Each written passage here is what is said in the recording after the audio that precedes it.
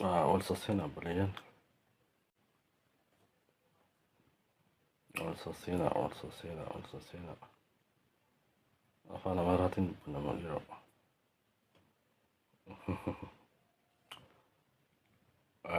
Sena.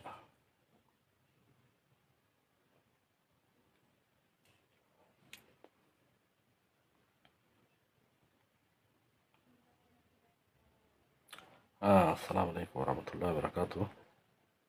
Akkam jirtan nagaa fayyaadha jirtu. Akkam jirtan nagaa. Wallahi reefullee si galtee wallahi kana gubbaa turre. Waa hedduu dubbachaa turre. Waa hedduu si galtee wal hubachiifne. Duba ammaas ni dhufne jecha lama si galtee uummata keenyaaf faayidaa qabu.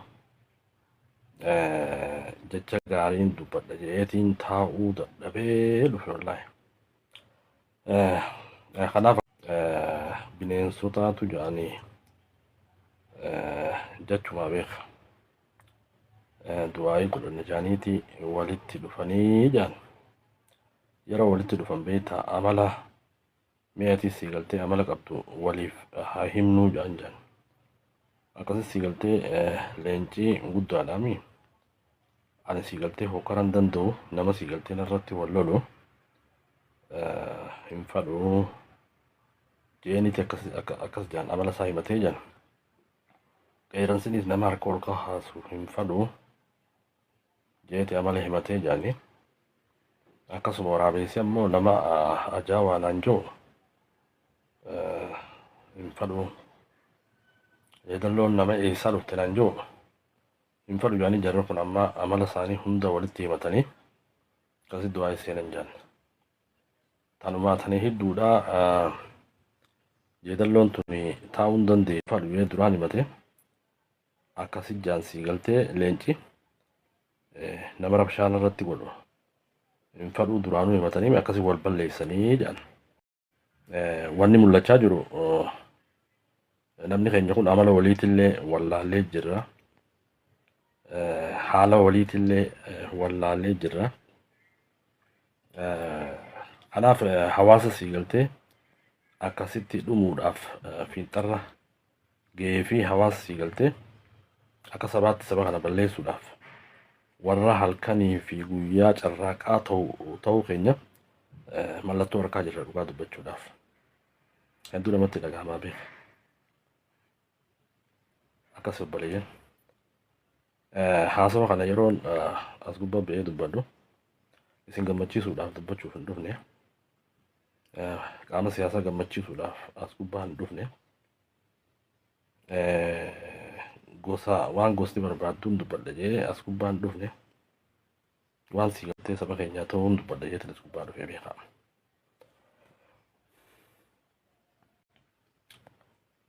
Akkas. Kanaaf mee akkasitti sheer godha. Yoo feetanillee hin godhina. Yoo feetanillee godha hangaruu dhaamsa dabarfachuun keessa kooti gammachiisaa beeka. Akkana. Beeki wanni si galtee amma harkaa jirru. Yeroo hundaa'uu meelaala Oromoontu si galtee ajandaa walii uumtee akkaataa itti wal xiqqeessituufi akkaataa itti walirra duulturatti yeroo hunda namni keenya kun si galtee waan xixiqqoo tana waan dhufu tana si galtee ija isaanii sirriitti bananiititi haasawni takka dogongorree dhufu kun dhiiroo ajandaa nuuni taa'ii sababa si galtee haasawa dogongoraa xixiqqaa kanaan akkamis si galtee godina kiyya tuqee takka gosa tiyya tuqee si galtee murni badii asuma gubbaa teenyee wal lallaallee ajandaa eegganne jechuudha. Hedduu nama dhagahama baleessoo. Hedduu nama dhagahama.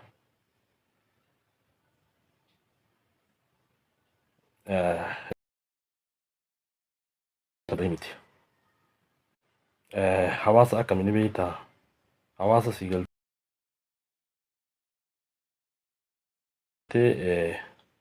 ani fakkeenyaaf dhalata Harargeeti. gandi qiyaas bakkin itti dhaladhe Haramayaadha fakkeenyaaf ani sii galtee akka sabaa sii galtee sabni kun wal sirree haalli sii galtee keenya amma haala dhugaa dubbachuudha.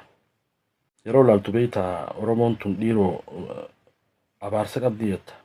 Xiqqeessuudhaa fi wali bobba'uudhaaf wama xiqqoo takka eeggatu taanee dubbachuudhaaf. Wallaahi waan ajaa'ibaati. Nama salphachiisaa beeku dhugaa dubbachuudhaaf.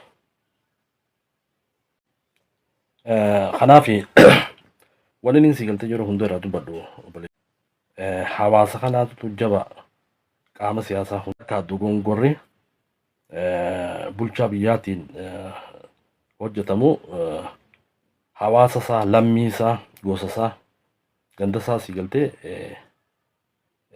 ganda isaa tuquun sirrii miti. Haalli keenya kanaa beeka welkaam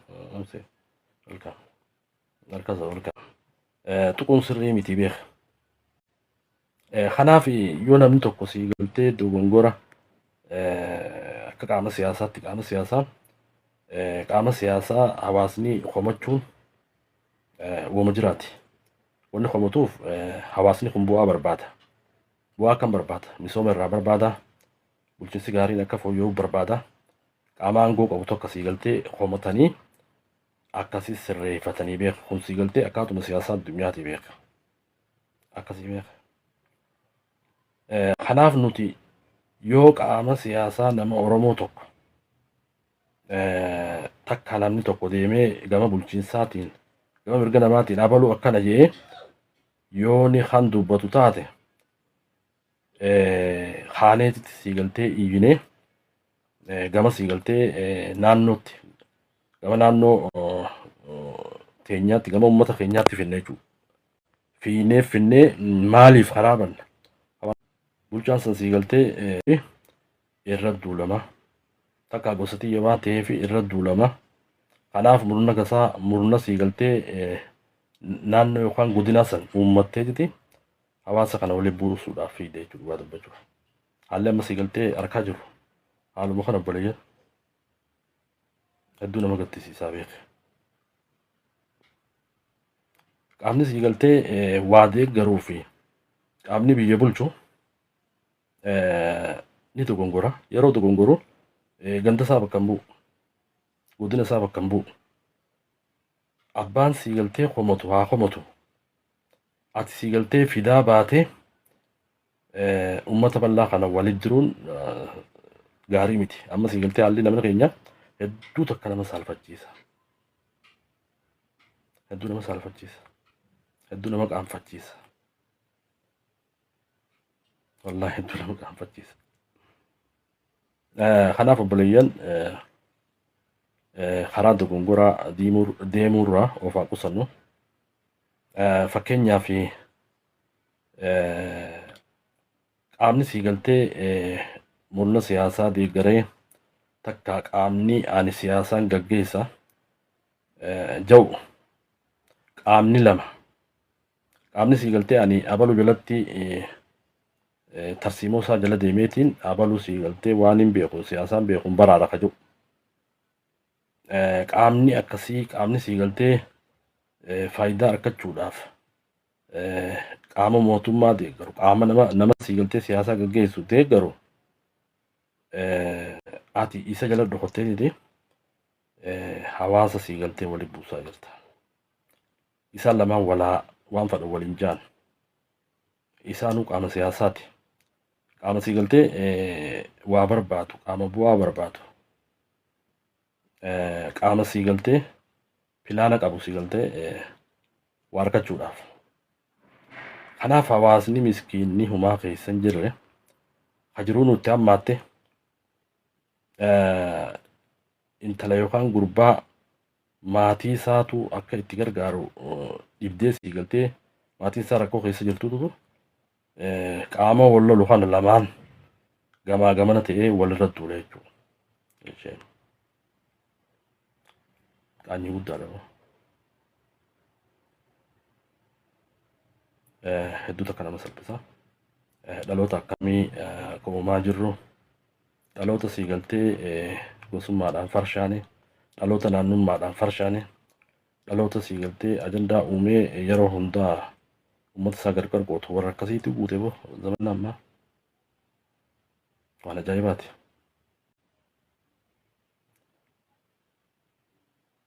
Oromoo malee sii galtee mee namni sii galtee biyya namaa keessatti gammoojjii arabaa tana keessatti muka hudduutti wal dhiibu kasii galtee gosa kiyya takkaa godina kiyya tuqe nu arrabse beekaa kiyya arrabse nama keenya arrabse haja'ee sii galtee hawaasa kana walirra babbaasu uummata Oromoo malee hin jiru.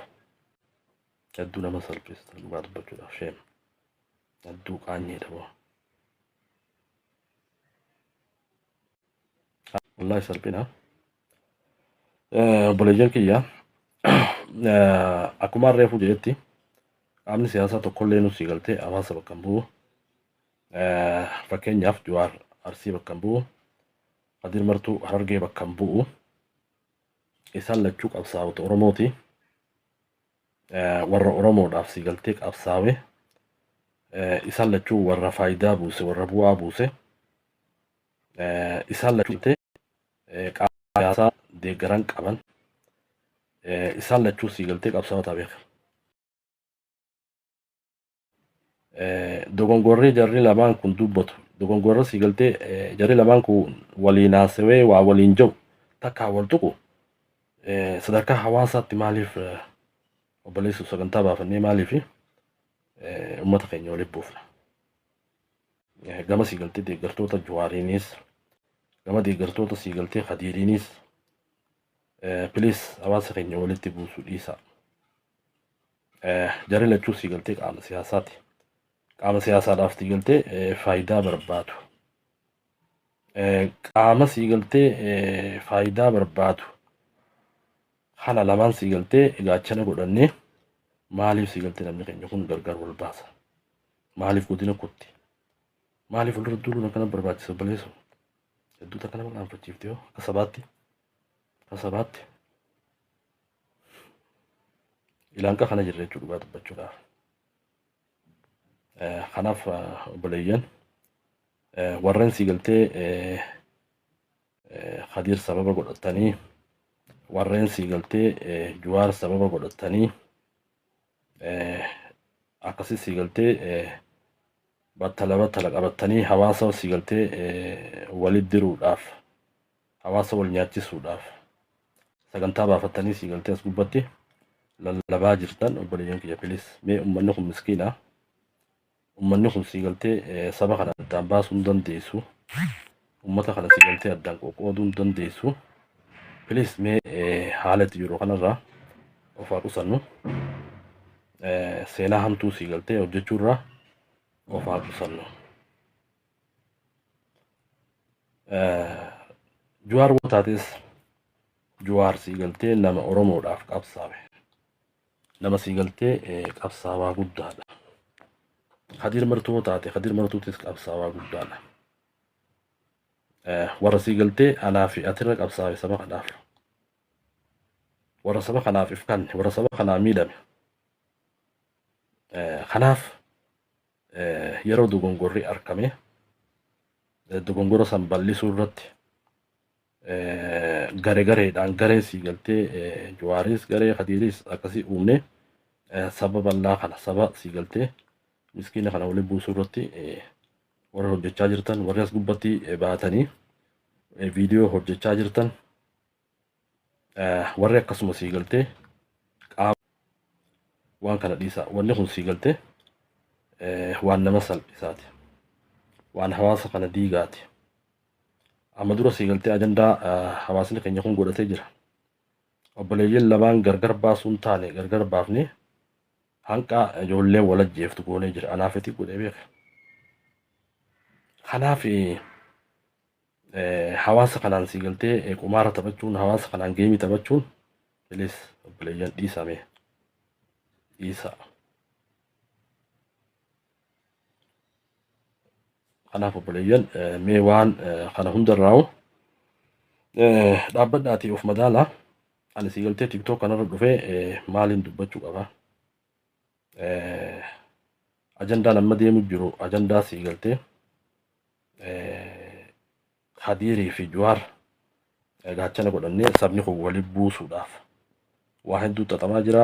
Viidiyoo hedduun harkaa jira. Kanaaf hawaasni kun haa jiraatu dhiisa. Obboleeyyan addaan baasuun hin taatu. Mee waan kanarraa of haa qusannu. Hedduu nama qaanfachiisa.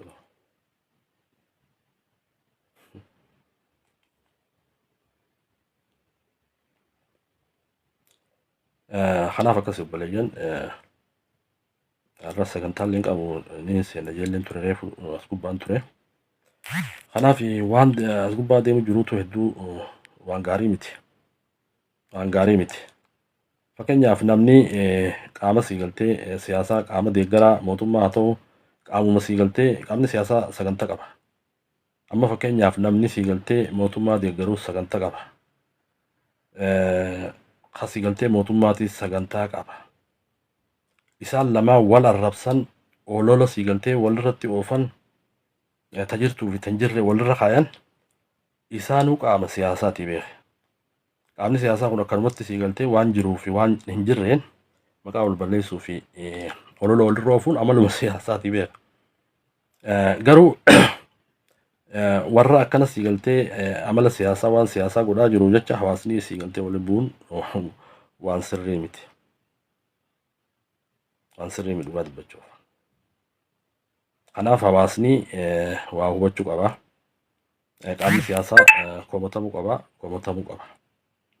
Wanni komatamuufis hawaasni sii galtee faayidaa argachuuf faayidaa isaa san irraa buufachuuf hawaasni qaama siyaasaa komata. Kun sii galtee ooma jiraati bara. Ooma jiraati. Qaamni siyaasaa sii galtee dogongora hojjetu kun aboo obboleessa kiyya maa tuutanii obboleessi kiyya waan gosa akkanaa taateef waan sii galtee Oromoo biyya akkanaa taateef godina akkanaa taateef komattanii jettee as bu'uun qabdu obboleessu. Yoo akkas jettee as baatee kan sii galtee dhaabbatu taate sagantaa biraa qabda. Sagantaa hawaasa waliin buusu.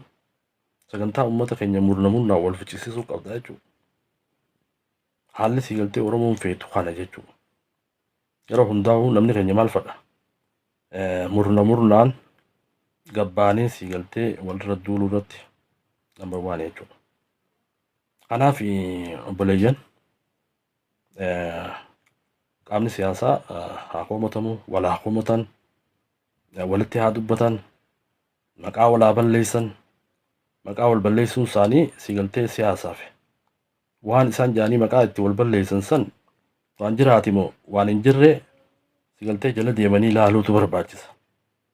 Harma itti wal cabsanii barbaadan jechuudha. Ati duuba uummata sii galtee akkanatti waan biraa walirratti oofu. Takka dhugaa qabatee dhugaadhaan sii galtee wal dha'uu deemu kana fuutee sii galtee gandatti hin galchin. Fuutee naannootti hin galchin. Gurbaa keenya haa nuti jala deemnu hin tuqin akkamitti tuqama. Akkamitti sii galtee waan akkana ta'eef waan gosa akkanaa ta'eef waan Oromoo keessaa godina akkanaa ta'eef yeroo hundaa'u sii galtee wanni Oromoo salphisaa jiru kana wanni sii galtee Oromoo xiqqeessaa jiru kana jarjaruun hin barbaachisu. Wanni godhu qabnu waa hubachuu danda'uu qabna. Qaamni siyaasaa hundinuu Oromoo bakka bu'uuna jaaniiti lallabanii akkasii sii galtee hojjechaa jiranii godina Oromoo bakka bu'an hundi isaanii adeeggaraa qaama tokko jalatti sii galtee dabatee waa godhuus galtee ooma barbaade jechuudha dubbachuu. Duba qaama akkanaa kanaa jecha hawaasni bilis walitti hin dubbatinaa. Ijoollee walirratti hin kaasinaa. Dogongora jiru kana babal'ifnee hawaasni akka walirratti ka'u godhuun salphina dhugaa dubbachuudha. Wanni salphinni yoo jiraate abbaan dogongora dubbate abbaan dogongora uume inni dogongora uume jira. Warri hamaan kami kasii galtee hamtuu dalagu warra dogongora sen dogongora isaanii fuudhee karaabse sii galtee hawaasa walirratti kaasu kanaatutu nama hamaadha. Bilis waan kana sii galtee yeroo waa goonu yeroo waa sheer goonu yeroo waa dubbannu waan hawaasa walitti diigaa, waan hawaasa siigaltee gargar baasaa dubbachuurraa of haa qusannu. Kanaaf akkasitti obboleeyyan kiyyamee haa jajjabaannu. Yeroo lamaan dhufe laayifii kana. Kanaaf warra siigaltee Juhaar jalatti dhufattanii akkasuma siigaltee warri Khadiir martuu jalatti dhufattanii maqaa hawaasa kanaatiin, maqaa godinaatiin warra siigaltee hawaasa walitti buusuudhaaf viidiyoolee dalagaa jirtan jedhees uummata keenya walitti hin dirinaa. Naggaadummaan siyaasaa, naggaadummaan siigaltee nama walitti buusuu taa'amma dura hojjettanii miskiinota siigaltee biyya Arabaa keessa akkasitti hawaasa keenya walitti buusuurraa of haa jechuu barbaada. Yeroo lamaan dhufe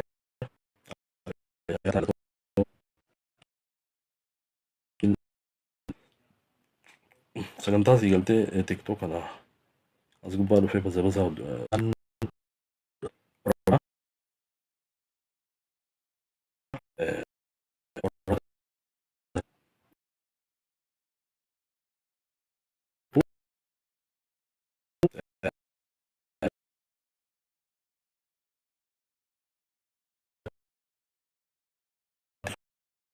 akkana siigaltee carraaqaa yookaan isin tokko toorratti akka warra godhuudhaaf Yaqubaan dubbatisan akkasuma hayyoonni Oromoo dhumaatii nama Oromootii fi diigamiinsa tokkummaa Oromoo irraa haajaa akka qaban natti fakkaata. Sila haajaa qabaatanii nama kana siigaltee kallattii qabsiisaniiti hawaasni kun akka tokkummaa jabeeffatuu fi akka sababa nama lamaatiin sababa siigaltee qaama siyaasaa ka faayidaa barbaaduuf jecha akka walitti hin buune silaa irratti dalaguun barbaachisaadha ture. Hayyuu keenyaas hin agarree nama siigaltee hawaasa kanaaf quuqama qabullee hin argine. Namuu siigaltee haruma kamiini ani fiifin jiraadha hawaasni dantaa isaatiin ani hawaasarraa haajaan qabu kan jiru siigaltee zaman ammaa kana guute. Kanaaf obboleeyyan mee tasgabbaa'uun barbaachisaadha. Gootummaan maali beekta? Nama siigaltee hawaasa waliin buusu osoo hin taane nama hawaasa kana siigaltee wal taasisee tokkummaa saba kanaa cimsee obbolummaa ilmaan Oromoo tokkummaa ilmaan Oromoo nama jabeessee deemuutu goota. Akkas obboleeyyan jajjabaannuu waan gaarii haa talaynu jechuu barbaada. Galatoomaa fayyaadaan qalmaan jechuu barbaada.